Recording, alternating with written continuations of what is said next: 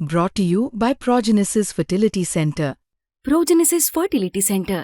वंध्यत्व समस्येवर सर्व आधुनिक उपचार एकाच ठिकाणी उपलब्ध. एकनाथ शिंदे हे खोटारडे आहेत हे लोकांसमोर आलेलं आहे, कारण त्यांनी सांगितलं होतं 2 वर्षात रस्ते खड्डामुक्त करू. त्यांच्या खिशातले खड्डे भरलेले आहेत. हे कोण आहे? मुंबईत हा पहिला पाऊस नाहीये. मेच्या पहिल्या आठवड्यात देखील पाऊस पडून गेला आणि आपल्याला आठवत असेल साकीनाकीचे काय हालत झाले होते. मागच्या आठवड्यात थोडासा पाऊस झाला, रिमझिम पाऊस झाला आणि त्यानंतर अंधेरी सबवे पूर्णपणे भरून गेलं होतं. आज आपण पाहतोय मुंबईत हा तिसऱ्यांदा की चौथ्यांदा पाऊस झालेला आहे.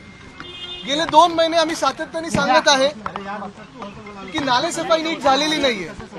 2 महिने आम्ही सातत्याने सांगत आहे की मान्सून पूर्वीच्या बैठका असतात त्या महापालिकेने घेतल्या नाहीयेत आणि स्वतःला इन्फ्रामॅन बोलणारे, स्वतःला विजनरी बोलणारे आज कुठे आहेत? जे ग्रीन कार्पेट घालून सगळीकडे नालेसफाईला पाहणीला जात होते ते गायब कुठे आहेत?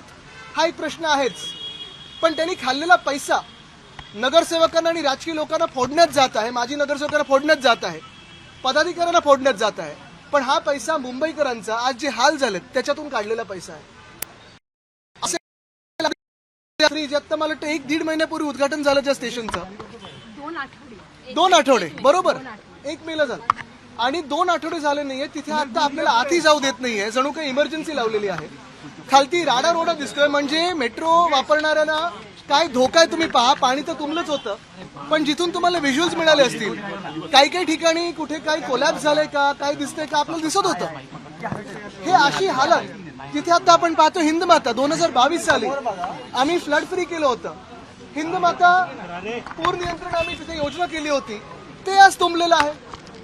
ब्रिज कॅन्डी इथे वॉर्डन रोडच्या जागी जिथे आता नवीन कॉन्क्रीटचा रस्ता झालाय तिथे बाजूला ऍस्फॉल्टचा रस्ता खचलेला आहे.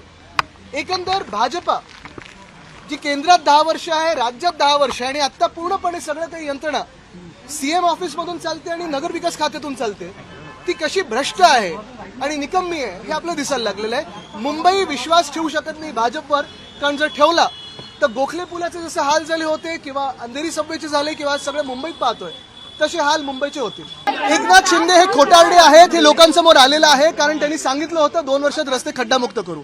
त्यांच्या खिशातले खड्डे भरलेले आहेत, पण मुंबईचे रस्ते खड्डेमुक्त झाले नाहीयेत. हेच काय तुम्ही पहा. मागच्याच आठवड्यात मी छत्रपती संभाजीनगरला गेलो होतो. हिंदुर्ग सम्राट बाळासाहेब ठाकरे समृद्धी महामार्ग जो मिंदेंनी बनवायचा क्रेडिट घेण्याचा प्रयत्न करतोय, त्यांचं श्रेय एकच आहे की 1 किलोमीटर सुद्धा फ्लॅट कुठेही नाही. आपण पाहतोय तो रस्ता देखील वरती खालती सगळीकडे भ्रष्टाचार मिंदेंचा दिसत आहे. पण सरकारला तुम्ही काय सांगू इच्छिता? कारण आता हवामान खात्याकडून रेड अलर्ट देण्यात आलेला आहे मुंबईला. बघा, रेड अलर्ट हा काही नवीन नाहीये. रेड अलर्ट हा आमच्याही वेळी यायचा, पण आमचं सरकार असताना एकतर आम्ही रस्त्यावर असायचो, कामं करत असायचो आणि दुसरं म्हणजे फ्लड स्पॉट्स कुठे असणार ही यादी आम्ही जाहीर करायचो, पंप लावायचो. हिंदमाता जे 2 वर्षापूर्वी आम्ही पूरमुक्त केलं होतं ते तिथे परत पूर कसं येऊ शकतो?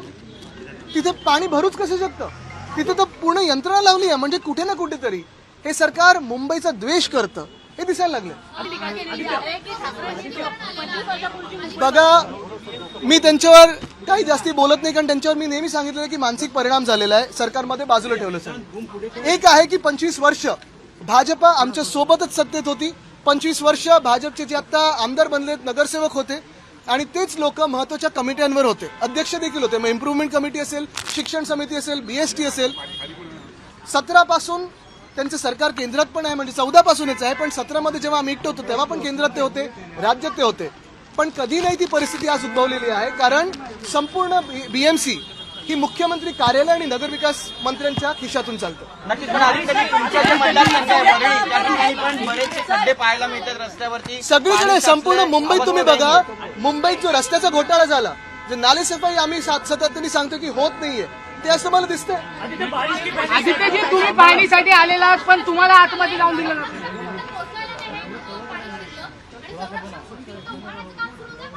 आता हीच संरक्षण भिंत जर उभारण्याचं काम सुरू असेल, काम सुरू असताना तुम्ही हा उद्घाटन कसं करू शकता? काय मतांसाठी करताय की कशासाठी करताय? बैठक के पहले सैकड़ों बैठकें की गई थी सरकार के पहले, दावा किया गया था इस बार मुंबई की हालत वैसी नहीं होगी, पूरा कोलैप्स है. ये सरकार सिर्फ बैठक करती है तो लाड़का कॉन्ट्रैक्टर के साथ करते, लाडले कॉन्ट्रैक्टर्स के साथ, और आज वो दिख रहा है. नाही, पण तुमची आता विरोधक म्हणून तुमची भूमिका काय बघा, असणार आहे? विरोधक म्हणून आम्ही मुंबईकरच आहोत सगळे, आणि आज आपण बघतोय त्रास आहेत. आज उद्धव साहेबांनी सगळ्या आमच्या पदाधिकाऱ्यांना सांगितलेलं आहे की रस्त्यावर या आणि मुंबईकरांची मदत करायची, काल रात्रीपासून चालू आहे. पण हे जरी असेल तरी केएम हॉस्पिटलमध्ये पाणी तुंबलेलं आहे, अनेक ठिकाणी पाणी तुंबलेलं आहे. आज जे सगळीकडे दावे करत चाललेले की आम्ही 2 वर्षात खड्डे मुक्त करू, अमुक करू, तमुक करू, त्यांच्या खिशातले खड्डे भरून काढलेले आहेत. मी त्यांना सांगेन, राजकारण जरा बाजूला ठेवा आणि लोकांची कामं करा. टीका करणारे सुद्धा तेवढेच जबाबदार आहेत. कोण टीका करतंय? भाजप आशिष शेलाराने टीका केली आहे. बघा, मी त्यांच्याकडे लक्ष देत नाही, पण भाजप 25 वर्ष म्हणजे 2002 किंवा 1997 ते 2017 आमच्या सोबत होती. पण तुम्हाला एक सांगतो, जेव्हा आमचं सरकार मुंबई महानगरपालिकेत होतं, अगदी आतापर्यंत 2022 पर्यंत अशी भयानक परिस्थिती कुठे नव्हती. जिथे जिथे काही परिस्थिती निर्माण व्हायची आम्ही लगेच रिस्पॉन्ड करायचो. दुसरं म्हणजे मिलन सबवे असेल किंवा हिंदमाता असेल, पूरमुक्त करण्याचं आम्ही काम केलं होतं, तिथेही पाणी भरलं. ज्या अंधेरीमध्ये गेले 10 वर्ष भाजपचे आमदार आहेत, ज्या अंधेरीमध्ये गेले 10 वर्ष भाजपचे नगरसेवक आहेत, तिथे गोखले पुलाचा घोटाळा आपण पाहिला असेल, अंधेरी सबवे कसा तुंबला असं पाहिलं असेल. आणि हेच एकंदर चित्र मुंबईचं होईल जर मुंबई महानगरपालिका भाजपच्या हातात दिली तर.